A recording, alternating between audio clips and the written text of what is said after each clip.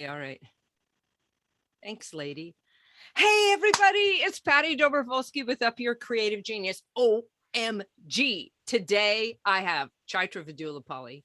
Now, I just want to say that this woman is incredible. She's the co-founder of Women in Cloud, which if you don't know about, you're going to learn about today, which is going to be amazing. She also is the COO of Meylah, an online platform that is extraordinary. It helps people expand their economic pathways, and that's her whole mission. She's also a TEDx speaker. She's been at the UN. She has been rocking it in the world, helping women to expand what they're able to do in the digital space. I'm so happy to have you, Chai. Thank you, Wow, Patty. welcome. All Oh, right. thank you, Patty, for having me. I'm really, really excited to be here. Oh my gosh, Chai, will you just tell people a little bit about your story? Like, how in the world did you start Women in Cloud and why? Sure, Patty. First is people need to know where I originated, and I think that would help a lot, right? So Yes. I did my engineering, and basically my journey was to be a housewife, and but I got Wow. very lucky to have a great husband who actually inspired me to really take step and believe in that I should have an economic power. And I knew I wanted to do it, but having a supportive a person in your life makes a huge difference. So got into the corporate world, worked there for like, I would say 20 years, and then decided to make a leap into the entrepreneurship world. So as building the tech company, realized was it was not easy because I wanted to build a tech company for and a solution for the enterprise market because I knew working at Microsoft and Oracle, that is where the money is. That is where Yeah. you can actually easily build $1 million business without putting too much effort. But I was completely wrong till I realized is there were many barriers on building a tech solution. That means you couldn't raise the funding because you're a woman. There was a challenge around getting into the customer market because there are a lot of insurance requirements, a lot of certification requirements. So I actually went to a lot of the community groups to really understand if there is a support for women like us, and also to the Chamber of Commerce, went to the Department of Commerce, couldn't really get the support that was required. And that was the place where I met my friends, Karen and Gretchen and Gabriella, sat there and spoke to them. I think there's a need for it. And there's a Yeah, need for it to definitely. yeah, and we really have a need for women entrepreneurs to really closely work with Microsofts or the big companies like them to really build a business. And we really would love to co-sell with you because all the other companies who grew a really big, they all had the same formula, right? They had worked with Microsoft's and actually Microsoft of the world, and that's what gave. So they said is, can you commit your life to make this happen? And that was the biggest decision I had to make because till that time, it was fun because we were able to put an event together, we were able to create a demand. But the day when they said, are you ready to commit to make this $1 billion vision come to life? And are you ready for it? Oh Because my then we will God. all commit. Oh my God. $1 billion vision. All right. Yes. So let's just rewind for a second. All right. So you were going to be a housewife. Your husband said you got to have your own economic freedom. He got you interested in going into the corporate sector. You went in for 20 years and worked at companies like Oracle and Microsoft and grew your tech skills, right? So you Yes. became tech savvy in that space. And Yes. then you came up with your own idea, right? And then when you went to pitch it, you couldn't get it, no funding, right? You couldn't get any funding. And so this I think, and then you went to go find support. There isn't any. And so you like developed it yourself. You decided, all right, and you're talking to Karen and Gabriella Schuster and about this, and then you create Women in Cloud, which is fine what you're saying. And I know that I've been there. So they're really fun events, really awesome. But now the goal, 1 billion in Yes. economic access. 1 Yes. billion, 1 right? billion in net new economic access for women tech founders. Wow. It's unheard of. Oh It's my a crazy gosh. goal. That is a crazy goal. So, all right. So when you're just amazing that you actually have done that. And then when did you start Women in Cloud? So how long has it been since the inception of that until today? The idea was born in 2018. And then one of the goal was to really see if there is a big demand for it. And Yes. we did the first event, Patty, I think you were there too. And we were just expecting 50 people, but we had 450 people show up there. And that's when I remember still is like, what are we going to announce? I know all people are excited. What are we going to announce? I remember Karen and myself putting on a napkin. I said, I think we should do is the cloud accelerator for women. Yeah. And we went on the stage and explained, and that was the vision. And we said is we will create $1 billion in economic access for women in the enterprise sector because the market opportunity was $700 billion. So we said we'll create $1 billion carving for women and we can be very successful. Yeah. So that's kind of how it started. And Wow. the community has grown significantly larger, expanded in 8 countries, and it's just going good. Even in COVID, we pivoted a lot. It's really amazing to me that okay, so I just want listeners to pay attention. 2018, this started. That is literally 3 years ago. And so now Women in Cloud is huge, right? It's in all these countries, and it's just done so much to help women in the digital space. And so I love this, and you do a lot for the community too. So what are you doing right now? What's Women in Cloud doing, and why do you do the things with, the give back programs? Tell me about that and how that feeds your own personal mission.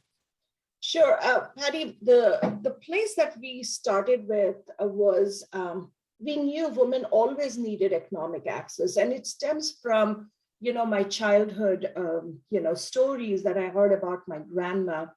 And she was, I think, around 40 years, and my grandfather passed away. And within a week, they were thrown out of the house because she was not educated. And what it really did was those stories existed. And she always said is you need to have economic power so that nobody can take your power away, can take your existence and identity away. And so those stories always were there in I have been listening from my parents, my uncles and aunties. So everybody was groomed in that economic access is an important aspect of our growth when we were growing up. So when I think about it now, also women also need economic access. Without that, they don't have a voice. They don't have an identity. They don't have a place to communicate changes that was required.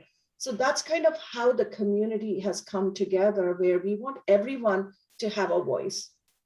We focus a lot on collective as a voice, and everyone's voice matters. So when we think about it, the inclusion was very important. So women, men, kids, youth, everybody needs to be there, and the voice needs to be heard. And we are talking about economic access in the world where that is becoming difficult for many of the population. The second one is creating access is when you give access, you also get access. So it's really a beautiful, magical key that you have. So why not activate that? So when you do it, you become influential, you become powerful, and people didn't know how to really go about unlocking that. So helping them educate on that particular skill it's really good for you to go and help others. And by doing that, you're serving, you're influencing, and you're partnering with them. And you're also gaining a lot of friends as you go. So your network automatically grows. And as a child, you already know how to do it. But as an adult, you have so much judgment and bias. So our community removes that piece. So we all have a single consensus and a spirit that we want to help each other and unlock access for each other. So that was kind of the bed of how we built. And also one of the other philosophies we need to become a lab for personal development so that we become leaders as we go through the journey. So we focus a lot on public speaking. We focus a lot on communication. We focus a lot on advisory. So there's a lot of things like we focus a lot on those things. And that was missing in a lot of the communities. And that's why Yeah. people come to us, because they are gaining skills and they're becoming a better self of Yeah. themselves. And Women in Cloud is an identity or a brand that represents their spirit. And that's how we have built the organization. I love that. And you did stuff, say a little bit about what you did during COVID in India, because I think this is really essential. People don't realize the impacts of COVID for women in business and women in their families, right? So say a little Absolutely. bit about that effort, Empower Her Family, would you?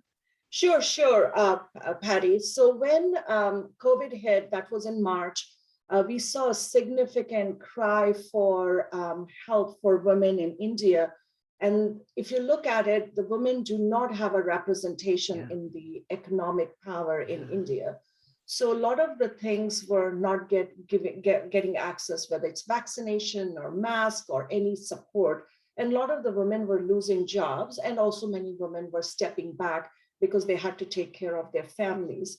So as part of it, we sent out a note to the entire network saying, we would love to build as a global framework for providing economic relief for women, and really helping them through digital solutions. Anyone interested in it? It was amazing. We had over 150 people say we want to help in this mission.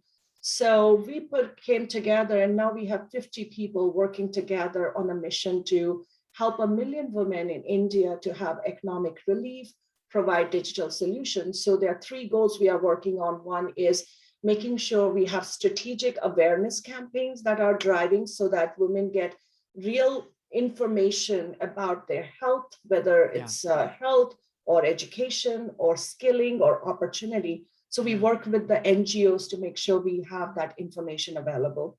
The second one, we are also raising $1 million for helping women who have lost their primary bread earners in their families. So we give them direct cash relief.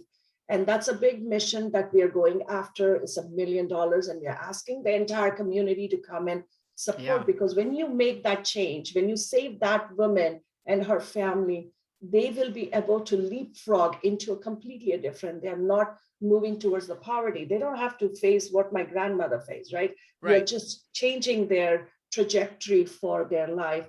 And the third one is digital skilling and employability. I would say cloud skilling and employability, to be more precise. So we get them educated, give them scholarship, get them in front of the employers, because there is a 8.8 million jobs open right now, and we need to get people ready for that. So we're kind of working on that framework, and that framework, when it's implemented, we can provide the same framework for all the countries, and they should be able to take it from there. And that will be the biggest contribution from Women in Cloud, helping I would say so countries. too. Like, that's amazing. So Yeah. setting up, it's not just, doing it for this one country, but women in this one country, but setting the framework so any country who wants to empower and expand economic access for women can do it. I love that. I think it's very far, you're really thinking way out in the future, and in the process you're doing all the day-to-day stuff too. You're building it, you have a great team behind you, which Yes. is true. But I wonder, you know who inspires you out there in the world? Where do the big ideas come from? And where in your own head, who are you looking at and talking to that are really, it has inspired you to do so much? Patty, that's a fantastic question. So I can name one person who inspires me. I think I look for people who are very positive in their outlook, who are looking for the better side of the world, even in the chaos and even in the place where we feel depressed. They're always there to support each other. So when I surround myself, everybody around me is inspiration moment. So when I talk to my team, I get inspired by the things they do, the kind of work they do. I have my family so inspired by my kids and my husband, because they do a lot for the community. Then I have my board of advisors. They are just absolutely champions of inspiration for me. And then we have role models, like these big role models who are there, who are really transforming the world with big ideas and big changes. And then I also look into my past, my aunts and my grandmother and my family, and I look at it and say, they inspired me to be here on this planet. So I really have a heart full of gratitude for everyone who Yeah. comes in my life and really contribute to, contribute in a way I can and be an inspiration for them. Yeah, fantastic. Now, do you have do you have a daily practice, or how do you approach working? And then that's one question I have. And then the second one is, how do you approach the entrepreneurs in that in your accelerator? You know, what do you do for them? So tell me first, what's your daily practice that you use to really get yourself going every single day, so that people know, everybody has a daily practice of some kind who is an inspirator like you. So tell me, what's yours? So first, Patty, as soon as I get up, I use your, emotion is the infinity loop. I go in every day to kind of reset my brain and said, okay, let's set a word for the day so that it's a positive inspiration word, and that kind of helps me get through the day. And then I have like habits around working out. Yeah, I do intermittent fasting, so to keep me healthy. And then basically have is my a stoic meditation values, where every day I have one of the things that I do. Like mostly I'll say, I just want to accomplish 3 things in a day. And what does those 3 things look like? And I look at my calendar and see, can I accomplish that? Or it's completely busy. Because by the time I get to the evening, I'm Yeah. exhausted, and then I have to go back till 12. So I need to have that space to kind of veg a little bit and relax. So usually my days are anywhere from 10 to 14-hour days that I have to work. So I have to have a Wow. capacity to work through that. But at That's the end I of love the that. That's fantastic. So like you cram into that workout, spiritual practice, daily inspirational word, and then some kind of schedule, the 3 things that you want to accomplish. And this, I yes, think for listeners, this is really key. You want to have every day some goals of what you're going to do, so that when you look yes, back in your evening, you can say, this is what I did, these are the things that I was able to accomplish, and this is essential, right? So okay, good. mhm. Now all right, now tell us, so if somebody had an idea, a digital idea or a digital business, how how do they get involved, and then what do you help them with? Sure. So if you have an idea, first you need to think about is, how is your user really going to benefit when you implement a solution? Not because your idea is the good, but how will they change their life? How they will change their identity? How will they change their behaviors? It's very important for software companies to think about really transforming people's life through the technology, because you're automating the processes. If you're just building a sake of technology for sake, after certain moments, usually the customer or anyone will say, I'm not interested. So that's That's something right. to keep in mind, is the software is a transformational technology that will change the human's behavior and also help them to excel, to do what they want to, or become what they want to become. So that's what the Yeah. technology should do. So The second customer at the one, center, customer at the center. exactly, Patty. And the Yeah. second one is, I would love everyone to really build a vision map for when they're building a technology. And Patty, you have given me those tools. And every time I'm trying to build a new technology or idea, I usually write my vision map, not as beautiful as yours, but at least I can write my feelings on the left and the feelings on the right and my bold statements. And then I know, okay, that is what a vision looks like. And I think about it because it's important for you to believe in yourself that you can deliver that. Yes. Because taking an idea to market takes a lot of effort. And Yes. you're really dealing with a couple of things. There's a lot of exhaustion that comes in because you're testing a lot of ideas and piloting a lot of stuff. Yeah. Second is, you have a lot of self doubt. You have to conquer that self doubt through the process. And third one is traction. You need to see everyday micro wins that you have to see. If you don't see that, that means your idea is not growing. So it's very important for you. And you're not going to be inspired. I mean, if you can't hit the success button with it, you know, you're not going to get any serotonin. So, you know, you're not on the right stream. Yeah, exactly. And Patty, like if you're working with a team, do not harp on them for not doing something. Encourage them with that made a win. They celebrate with them, because we humans have to celebrate every day, because that is one thing we share. We don't have to share negativity, and we have to share positivity together. So make an effort, because most of the people get frustrated and they don't know why. And they usually unleash it on the people who are close to them, who are making things happen. So don't do that. And the last one is, what are the resources? I would say join the Women in Cloud. First is you get to hang out with Patty and us all the time. That's that right. Will be the it's first fun. piece. and the second one is really invest in your personal growth, whether you're trying to become an entrepreneur within the company or an entrepreneur. We have the tools to take you through a complete journey. So you're never lost. You have a community to lift you, support you, and help you grow. And we are hoping that you will solve one of the global goals and support the UN.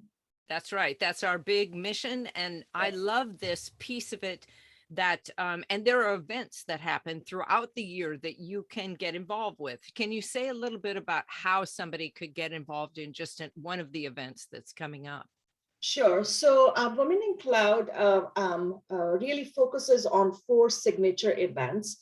We used to only do one event. For 2 years, we did one event, and the demand was so high, we had to expand it to saying we'll do 2. Then we said 3, and then now we have 4. So we have 4 signature events. Starts with the start of the year, which is a celebration event, which is the largest event. And we really focus a lot on highlighting the things we have done and also setting the goals for the next year. And then we come to the International Women's Day, and we really focus a lot on putting your plans in action, and really taking action was the goal. Then we come into July, which we work with Microsoft, and we do Inspire, which is the WIT Inspire in tandem with Microsoft Inspire. Yes. And that one is all about business development, relationship, partnerships that we focus on. It's a fantastic event. If you want to expand your network, like that's one of my favorites. Yes. And then the last one is we come towards the October, which is the UNGA event, which is like the UN General Assembly. So we do directly in parallel with that, really supporting all the UN goals. And at that time, we focus a lot on leadership skilling and really helping you become a purpose-driven leader. Yes. So those are the kind of activities we do. So if you want to get involved, go to our website, womenincloud.com, and sign up for the newsletter, because that's where you get access to some amazing access points. Yeah. And we really try very hard to work with our corporate sponsors and partners to underwrite a lot of access for events, programs, and scholarships for women. So if you need that, we also have that support for you. It's so amazing. So you're just so inspirational. Everything like is so positive and always changing. What I love about what you're doing is that you have learned to pivot instantaneously.